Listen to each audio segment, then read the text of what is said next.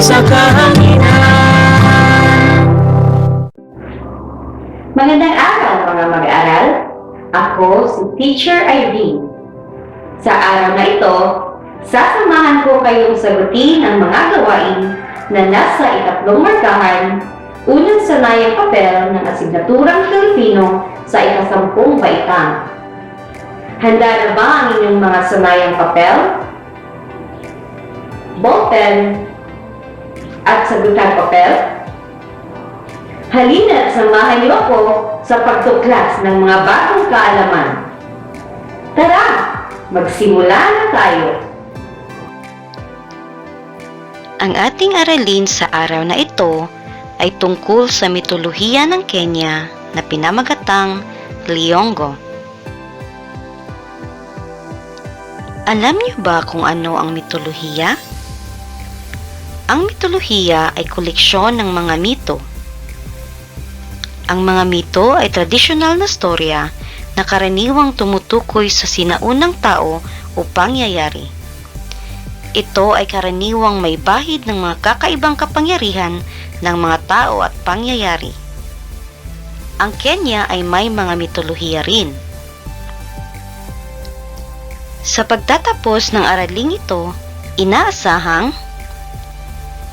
nasusuri ang mga kaisipang nakapaloob sa mitolohiya batay sa suliranin ng akda, kilos at gawi ng tauhan at desisyon ng tauhan.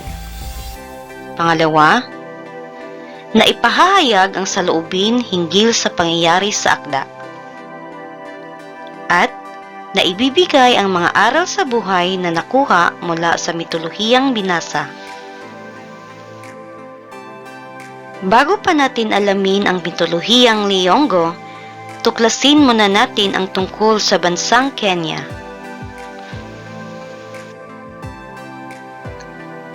Ang Republika ng Kenya ay isang bansa sa silangang Afrika. Napalilibutan ito ng mga bansa tulad ng Ethiopia sa hilaga, Somalia sa hilagang silangan, Tanzania sa timog, Uganda sa kanluran, at Sudan sa hilagang kanluran. Mayaman ang bansa sa mga akdang pampanitikan. Mayroon silang sining sa inukit na bato, arkitektura ang mga palasyo, at museo na yari sa putik. May musika at sayaw na ritmo ng pananampalataya ng kanilang lahi. Masasalamin natin ang kanilang panitikan sa pamamagitan ng mitolohiya na higit na magpapakilala sa kultura at tradisyon ng bansang Kenya. Ngayon, basahin at alamin natin ang mitolohiyang mula sa Kenya na pinamagatang Liyongo upang malaman kung masasalamin ba dito ang kanilang kultura. Ang Liyongo ay isinalin sa Filipino ni Roderick P. Ornelas.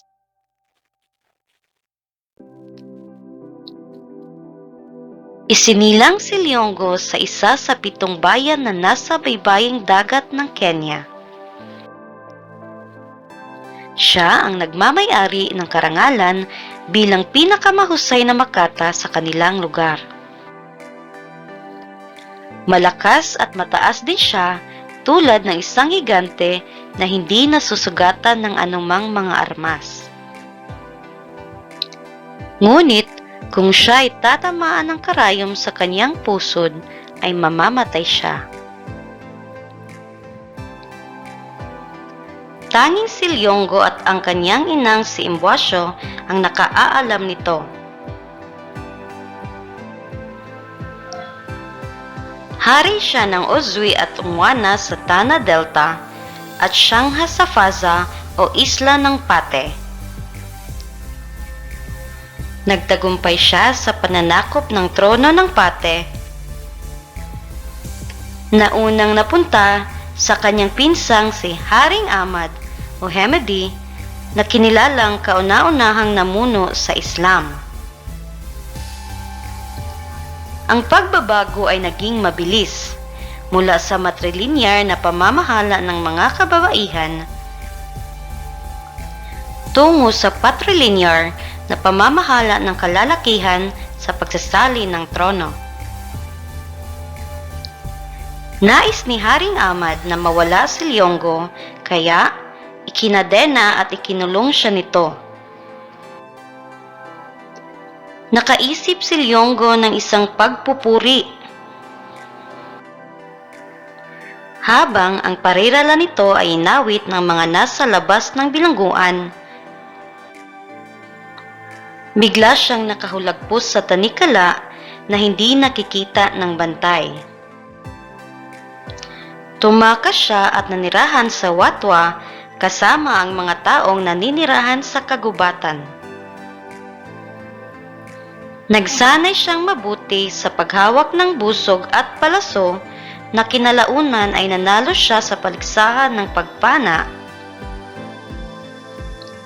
Ito pala'y pakana ng hari upang siya ay madakip, ngunit muli na naman siyang nakatakas.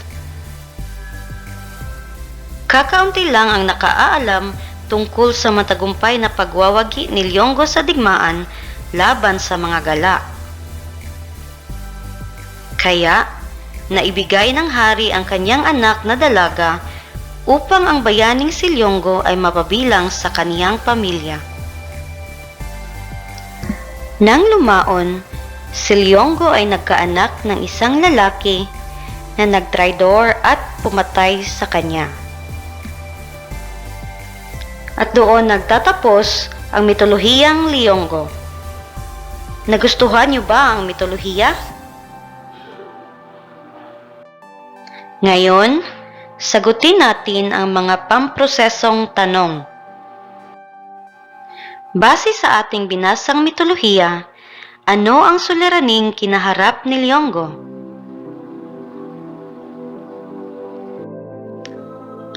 Ang suliranin ni Liyonggo ay ang pagkabihag niya sa kamay ni Haring Ahmad.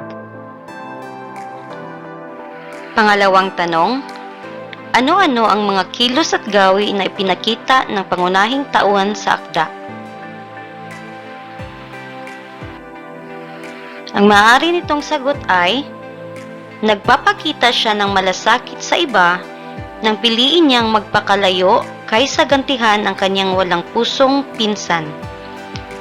At nagpapakita siya ng kalakasan at pagiging alerto dahil nakagawa siya ng paraan upang makatakas. Ikatlong tanong, ano ang naging desisyon ni Liyonggo upang siya ay makatakas?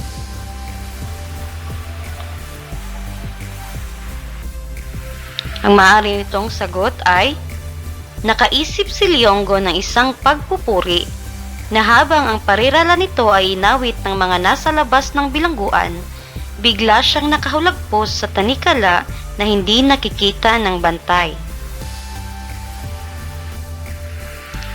Okay, nasagot na natin ang mga pamprosesong tanong. Ngayon naman ay dumako na tayo sa mga gawain. Gamitin ang sanayang papel ng may pag-iingat at isulat ang inyong mga sagot sa sagutang papel. Pagkatapos niyong sagutan lahat ang mga pagsasanay, ibalik ito sa inyong guro o tagapagdaloy. Maligayang pag-aaral sa inyo. Ngayon ay buksan ninyo ang unang pahina ng inyong sanayang papel. Puntahan ang unang gawain na may panutong, suriin ang mga kaisipang nakapaloob sa pangyayaring ibinigay sa bawat bilang. Piliin ang titik ng tamang sagot. Isulat ito sa sagutang papel. Unang bilang. Nais ni Haring Ahmad na mawala si Liyonggo, kaya ikinadena at ikinulong siya nito. A. Kilos at gawi ng tauhan. B. Suliranin ng akda. C. Desisyon ng tauhan. Ang tamang sagot ay titik B. Suliranin ng akda. Ikalawang bilang. Tumakas siya at naninirahan sa kagubatan at nagsanay ng mabuti sa paghawak ng busog at palaso. A. Kilos at gawi ng tauhan. B.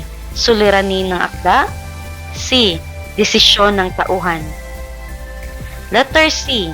Desisyon ng tauhan. Ikatlong bilang. Nagpamalas siya ng malasakit sa iba nang piliin niyang magpakalayo kaysa gantihan ng kanyang walang pusong pinsan. A. Kilos at gawi ng tauhan. B. Suliranin ng akda. C. Desisyon ng tauhan. Ang tamang sagot ay titik A. Kilos at gawi ng tauhan. Pang-apat na bilang. Nagpapakita si Liyonggo ng kalakasan at pagiging alerto nang nakagawa siya ng paraan upang makatakas. A. Kilos at gawi ng tauhan. B. Suliranin ng akda. C. Desisyon ng tauhan. Ang tamang sagot ay titik A. Kilos at gawi ng tauhan. Panghuling bilang. Hindi nasusugatan ng anumang mga armas, ngunit kung siya'y tatamaan ng karayom sa kanyang pusod, ay mamamatay siya. A. Kilos at gawi ng tauhan. B. Suliranin ng akda. C. Desisyon ng tauhan. Ang tamang sagot ay titik B. Suliranin ng akda. Nakuha niyo ba ang tamang sagot? Magaling! Ngayon, dadako na tayo sa ikalawang gawain. Sabay-sabay nating basahin ang panuto.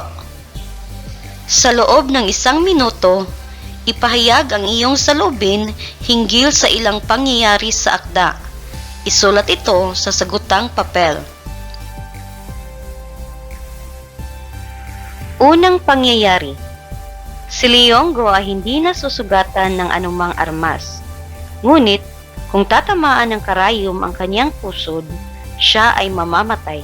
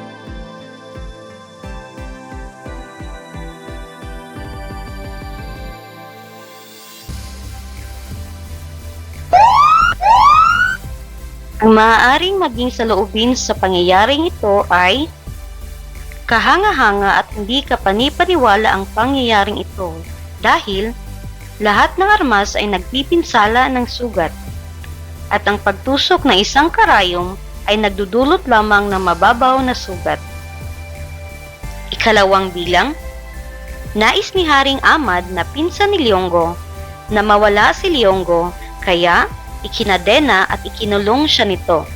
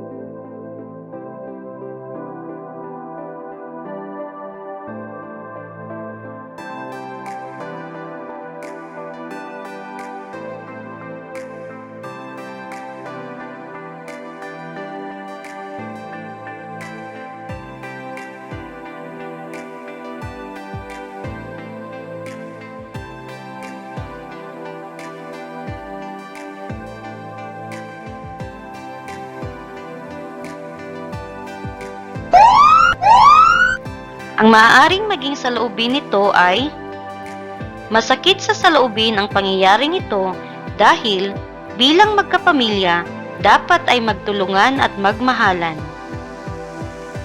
Ikatlong pangyayari, si Liongo ay nagkaanak ng isang lalaki na nagtraidor at pumatay sa kanya.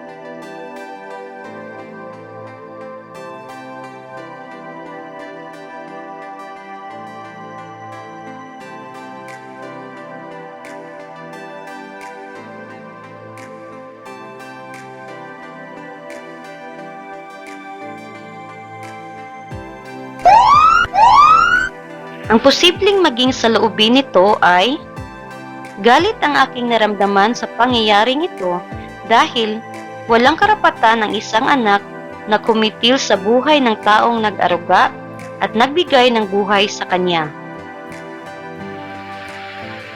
Napakahusay ng inyong mga sagot.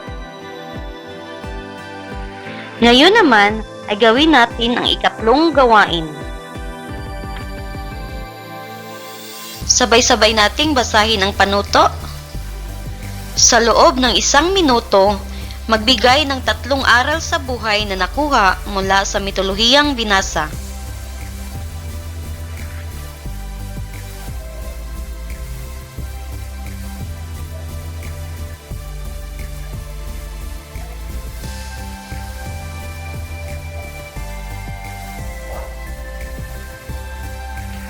May nasulat na ba kayong mga aral?